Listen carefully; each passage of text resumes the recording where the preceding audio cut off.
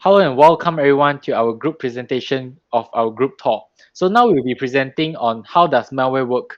So I'm Ewan Cheung Yi Wen. My name is Meor Hazimi. And I'm Aidil. And I'm Mohammad Aish Qayyim. So now I will explain on how malware works. So users often fall for online tricks that lead to malware infecting their devices. This can happen when they click on infected links in emails or visit unsafe websites.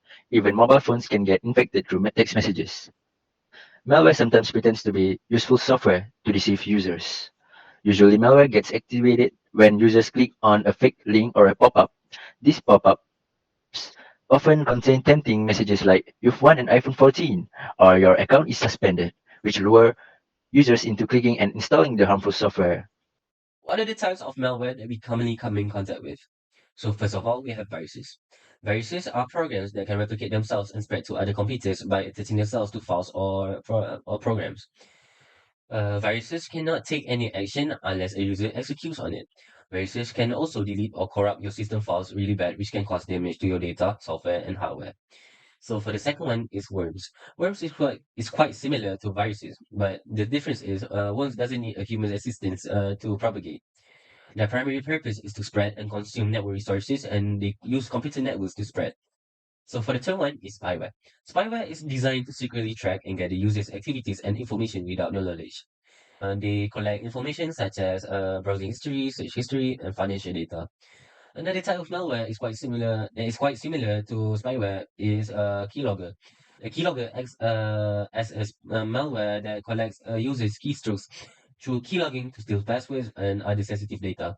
Altogether, information will be sent to the creator. So for the fourth one is Trojan. Trojan disguised as a normal, legitimate software, but turns out it is not. It can execute malicious tasks as directed by their creators. Trojans can be also used to steal sensitive information, establish backdoors for cyber criminals to gain access to your computer system, and even download other types of malware and function as a spyware. So for the fifth one is adware. Adware is created to display advertisement on a user's computer. If you click on it, this will result in unwanted pop-ups, browser redirects, hyperlinks, and etc. The creator aims to generate revenue by you clicking on the advertisement. So the more you click, the more the creator will gain money.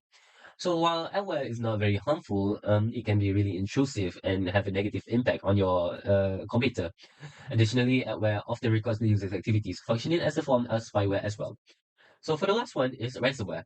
Ransomware is basically the malware that encrypts your entire computer system or file.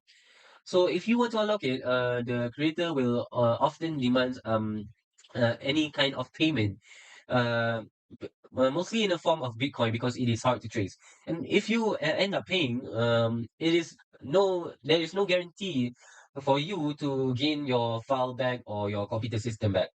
So now we'll be learning on the science of a malware attack. First, we will have the pop-ups ads everywhere. What is the pop-up ads everywhere? We will have an advertisement everywhere on your laptop, and this one will be caused by adware or certain types of Trojan. When you click on them, they will maybe they will download the content from suspicious websites, and maybe it included malware, and then maybe it will redirect you to a payment website and ask you to pay for it for some reason. So the next one is unexpected browser redirects. So when you like malware malicious software such as adware or browser hijacker, they can change your browser setting without permission, and then maybe they will redirect you to an unwanted browser lah. So you didn't want it to enter the website, but then you're entering it.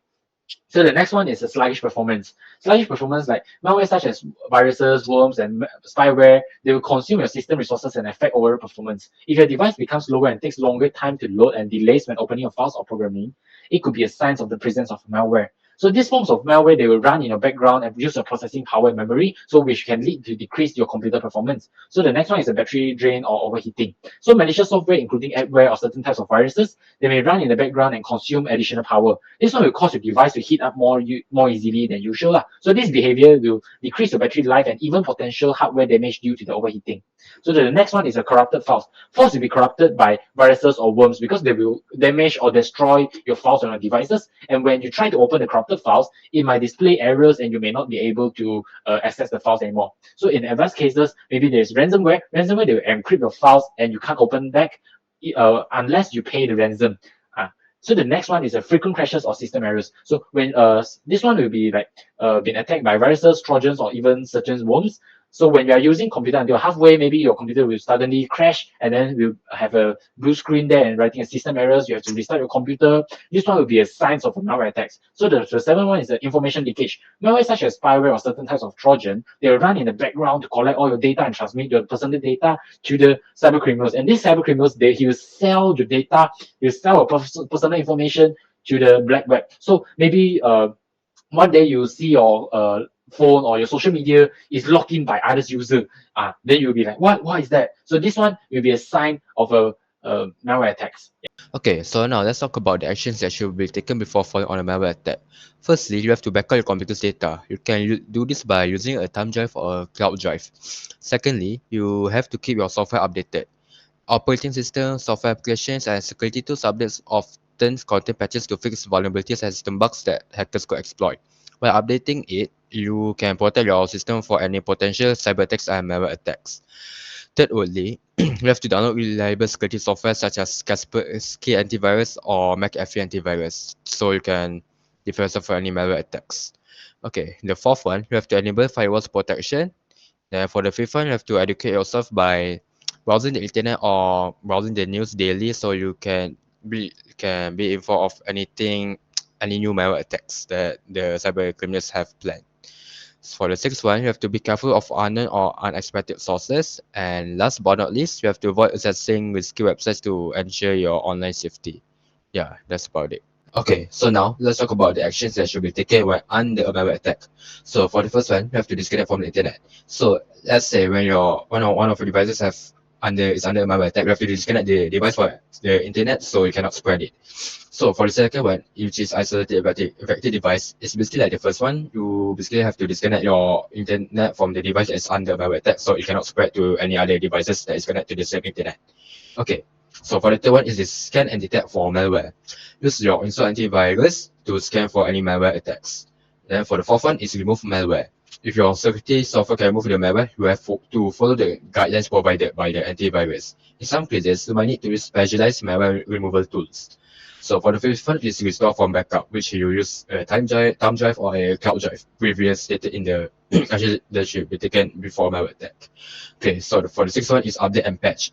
You have to update your operating system, application, and security software to the latest versions to patch vulnerabilities that could have been exploited by the malware. And for the last one, you have to seek professional help. If the attack is severe and badly damage your laptop or any devices and you don't know how to proceed, you should consider seeking assistance from a professional cybersecurity expert or your organization IT department. You may find the support team for your antivirus software and follow their guidelines. So yeah, that's about it. Thank you. So now we'll be learning on creating a malware. To create a malware, it's important to understand how the malware works. So now we'll be proceeding to a ransomware. We'll be creating a ransomware. So the creation of ransomware involves two key components, which is the encryption and decryption. So to demonstrate this process, we'll be first setting up a virtual environment.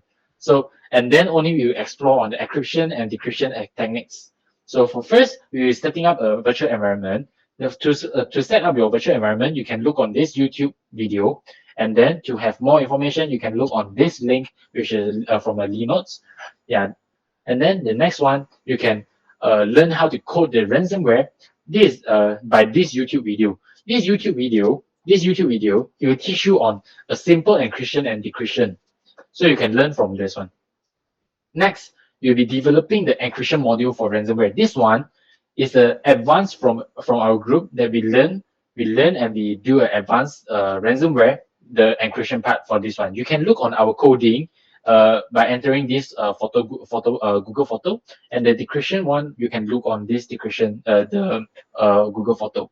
And if you want to see on the demonstration on running the code of the ransomware, you can look on this YouTube video, which is due by us. We show you how the ransomware works and what we code for the ransomware. We will be doing explanation on how the ransomware works and how to code it. So if you're interested on creating a malware, please look on the YouTube video.